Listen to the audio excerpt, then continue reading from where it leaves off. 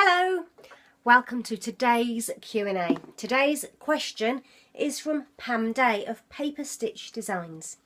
Pam asks, what are the best ways to use Twitter to promote my craft business? Is Twitter a good use of my time? Okay, right, Pam, I've put together my top 10 tips for using Twitter. Now, my first tip is networking. I fully believe that Twitter is a great place to have a presence, but not necessarily because you're immediately looking for those customers, but to build up your networking and to start to get to know people in your industry. And it's great. It's a really, really great place to be, to use for networking. So if you're looking at just creating sales, it possibly isn't the best place to be spending your time right now.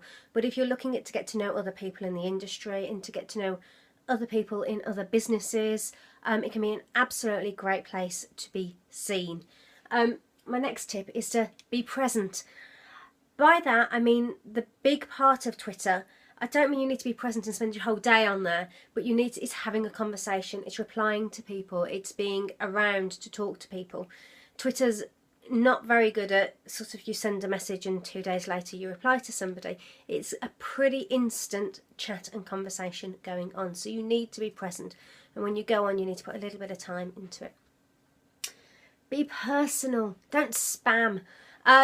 Yes, of course you want there to be business posts and you want people to know what it is that you're doing and what you've been up to, but you need to engage with people on a much more personal level, and that means a lot of replying to other people. Don't just expect people to respond to your tweets. You've got to make sure that you get out there and you're replying to other people's.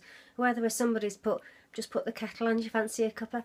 And if you know who they are, that's a nice, really easy one to reply to and to start to build that relationship and to start to build your network.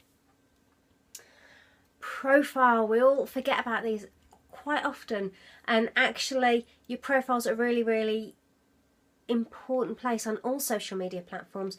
You need to make sure you've got links back to your website, that you've got all your information, that your message about who you are and what you do is on there and it resonates with your niche, because obviously you still want to be targeting your niche. And if somebody sees your name come up, quite often people will click on and have a look at your profile, and that's when they're likely to click through and go back to your website and have a look too. So make sure that you fully use your profile and explain who you are and what you do, and have those links in as well. Follow the trendsetters and the important people. And I said before that you need to be having conversations with people. These are the people you want to be starting to have conversations with. You want to reply to them. You want to try and build up this relationship that they will tweet back to you. Twitter is a fantastic place. I mean, whether you want to talk to celebrities or whether you want to talk to somebody in your local village down the road in the local village shop because they've got an account, you can talk to anybody. All barriers are out the window.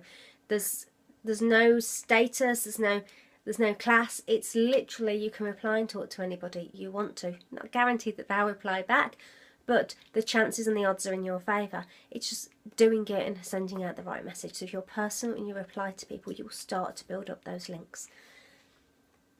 Hashtags. You have to use hashtags. What do I mean by hashtag? I mean that where it's that symbol in front of the word. And it started out, I don't think actually anybody knows who started it. I don't even think it was Twitter. But it started out as a way of trying to search for things. So say for example, I've got weddings coming to my head. If you're doing posts about weddings, you might do hashtag weddings, and then everybody knows that they can do a search for hashtag weddings and everything with that search term will come up. So it started off very much as a search technique. Great things to use, and the main reason they're great is it gives you a great easy way of connecting with people. You can get local events that use local hashtags. You can get niches, wedding hour, hashtag handmade hour, hashtag your local area hour, and there's so many of these going on all over the place. They can be fantastic things to join in if you've got that hour free. They quite often run sort of 8 to 9, 7 to 8 kind of times in the evening. So have a look and search out and find the hashtags that work for you and your business and start to use them and get involved with the other people who are there too. On a big scale, I still believe it's networking rather than necessarily direct sales, but those contacts that you make can be fantastic for helping you build your business. repeat yourself. I'm covering up my own board now. We're here at number 7 and it's repeat yourself. Now, this is something I'm naturally really good at. I just like to repeat myself and make sure that the message has got across. But on Twitter, the reason you should be doing it is because everything is so fast. It is literally those people who are on at that moment in time who will only see your tweet. So if you don't repeat it, you are really, really limiting yourself to who's going to see your message. So don't be afraid to repeat yourself. You're not going to annoy people.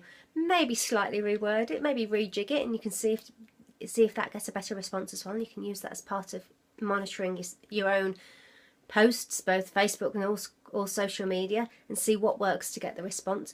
But really, you do need to repeat, because if you just do it once, you're just throwing it away, because the chances of many people seeing it are really, really quite low.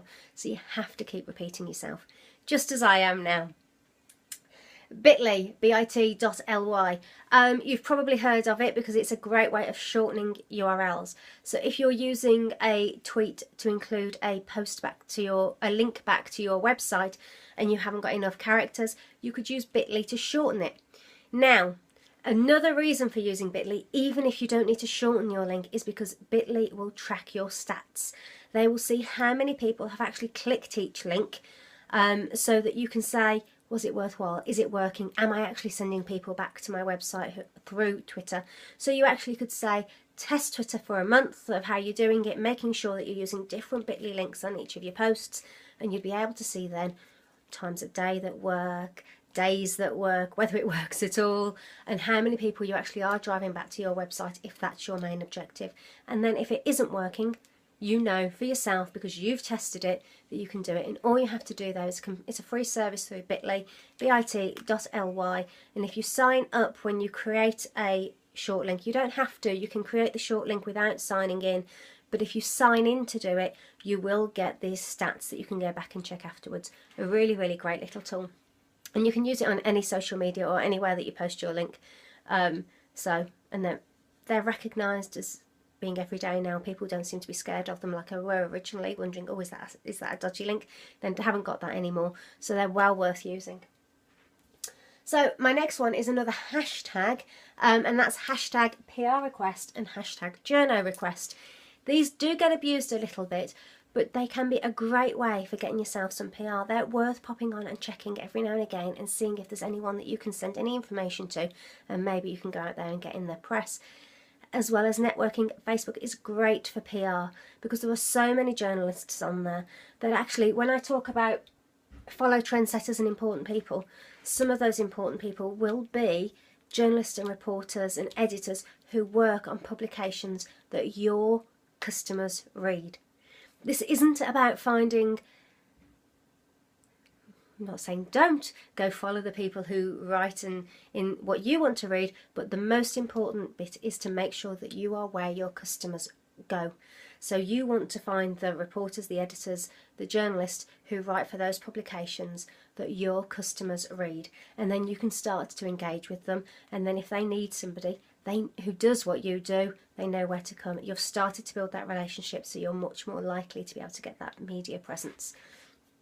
So, and my last tip, if all of this is too much, if all of this is like, oh, I can't do all of that, I haven't got time, I just don't want to put that in, or maybe you've done your testing with Bitly and gone, do you know what, no one's clicking through my links, it's not for me, that's fine. The other way to use Twitter, which actually is the way I use Twitter because I've just decided that it isn't my priority for time, is to link to your Facebook account.